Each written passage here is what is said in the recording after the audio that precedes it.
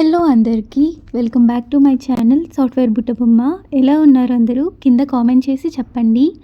ఈరోజు అయితే నేను అహ్మదాబాద్లో ఒక శివాలయం అనేది చూపిస్తాను అనమాట. ఈ శివాలయానికి మ్యాక్సిమం ఎవ్రీడే నేను వెళ్ళడానికి ట్రై చేస్తాను. ఎందుకంటే నాకు ఒక మంచి పీస్ఫుల్ స్టార్ట్ కావాలి డేకి. సో అందుకని చెప్పి నేను గుడికి వెళ్తాను. ఇంట్లో ఉన్న నేను దీపం పెట్టుకుంటాను రోజు. ఇక్కడ అది అవ్వదు కాబట్టి నేనైతే గుడికి వెళ్తాను. ప్రెజెంట్ నా లైఫ్లో జరుగుతున్న సిచ్యువేషన్స్కి పీస్ఫుల్నెస్ అనేది నాకు చాలా ఇంపార్టెంట్. బికాస్ స్ట్రెస్ అనేది చాలా ఎక్కువ ఉంటుంది when compare to previous days. ఇప్పటి వరకు నేను ఎప్పుడు వర్క్ చేయలేదు.